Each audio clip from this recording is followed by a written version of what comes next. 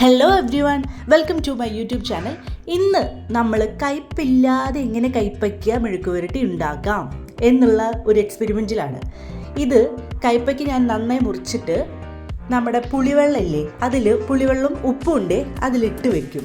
ഞാൻ ആക്ച്വലി ഇത് അടച്ചു വെച്ച് ഫ്രിഡ്ജിൽ വെച്ചിട്ട് പിറ്റത്തെ ദിവസം എന്നിട്ട് സ്ട്രെയിൻ ചെയ്തിട്ടാണ് കയ്പ്പയ്ക്ക മെഴുക്കുവരട്ടി പ്രിപ്പയർ ചെയ്യുക. ഇത് ശരിയായ രീതിയാണോ എന്ന് എന്നോട് ചോദിക്കരുത്, പക്ഷേ എനിക്ക് കയ്പ്പ് കുറയ്ക്കാനുള്ള ഒരു അടിപൊളി രീതിയായിട്ടാണ് തോന്നിയിട്ടുള്ളത്. ഇനി കുറച്ച് ഒരു സവോള എടുത്ത് ഞാൻ നന്നായിട്ട് കുരുവിനെ അരിഞ്ഞിട്ട് പാനിലിട്ട് കുറച്ച് ഉപ്പും കുറച്ച് എണ്ണ ഒഴിച്ച് നന്നായി വഴറ്റിയെടുക്കും. ഇതുപോലെ നന്നായിട്ട് പൊരിഞ്ഞെടുക്കണേ. എന്നിട്ട് കുറച്ച് മഞ്ഞൾപ്പൊടിയും 1 സ്പൂൺ മുളക് പൊടിയാണ് ഞാൻ യൂസ് ചെയ്യുന്നത്. ഇത്രയേ വേണ്ടൂ, വേറൊന്നും വേണ്ട. നമുക്കിത് നന്നായിട്ട് വഴറ്റിയിട്ട് കറിവേപ്പില ഉണ്ടെങ്കിൽ കറിവേപ്പിലയും ഇടാം കേട്ടോ. നമ്മുടെ കയ്പ്പയ്ക്ക പുളിവെള്ളത്തിൽ കിടന്ന് ഞാൻ ഓവർനൈറ്റ് വെക്കുന്നുണ്ട്, കാരണം എനിക്ക് കയ്പ്പ് ഇത്തിരി കുറയ്ക്കാനുള്ള ഒരു സൂത്രപ്പണിയായിട്ടാണ് ഞാനതിനെ കണക്കാക്കുന്നത്.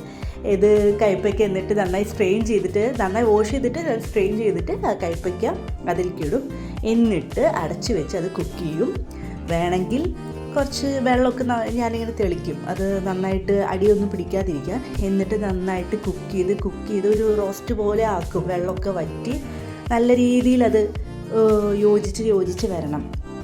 നല്ല ടേസ്റ്റി ആയിട്ടുള്ള കയ്പ്പ് ഒരു പടിക്കെങ്കിലും കുറഞ്ഞ് നല്ല രുചികരമായ കയ്പ്പയ്ക്ക മെഴുക്ക് പുരട്ടി നമുക്ക് സൂപ്പറായിട്ട് കിട്ടും. നിങ്ങളിത് ട്രൈ ചെയ്യണം, വളരെ ടേസ്റ്റിയാണ്. കയ്പ്പയ്ക്ക കഴിക്കാത്ത ആർക്കും ഇത് അടിപൊളിയായിട്ട് കഴിക്കാൻ പറ്റും.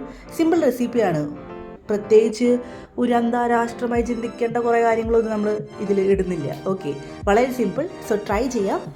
ഇതാണ് നമ്മുടെ final product. Okay, thank you for watching. Please like and subscribe my channel.